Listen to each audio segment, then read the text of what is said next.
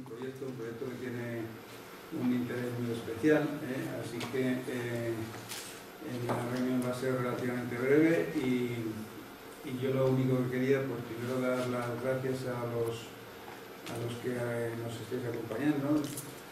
Debería decir de manera especial a los que tengo en la mesa, pero de manera especial a la prensa, que es la que luego lo va a divulgar, ¿no?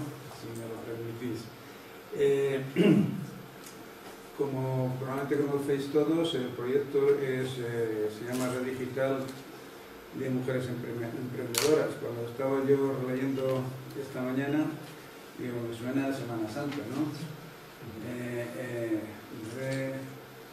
Redime, que tiene algo que ver también con el salir de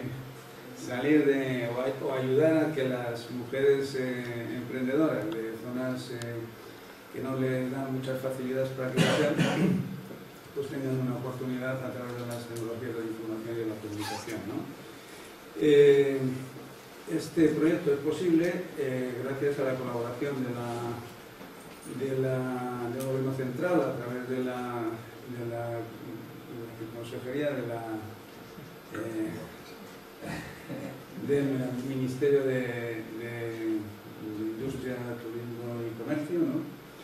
Y Cecilio Vadillo, su delegado del Gobierno Central en Valladolid, pues tiene el detalle de acompañarnos para hacer una evaluación que en breve le daré la palabra. Pero también me acompañan Vicente García Cuesta, que a través de la Consejería de Fomento y en concreto la Dirección General de Telecomunicaciones ha puesto también su óvulo, con lo cual las cuentas se cierran, ¿no? Gracias a los dos y gracias, como no, también a Juan José Salado. Juan José Salado es el director general de la Fundación Ciudadanía, una fundación extremeña que, bueno, nos conocemos hace tiempo, pero en cualquier caso siempre es agradable que pudiendo buscar otros nexos de unión, el proyecto realmente pasa por la Ruta de la Plata y termina en Gijón probablemente.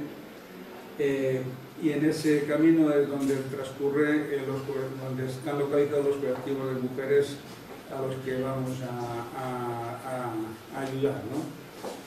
Bueno, pues la Fundación ha pensado que en Castilla y León CETEL es la organización más adecuada y yo quiero agradecérselo, ¿no?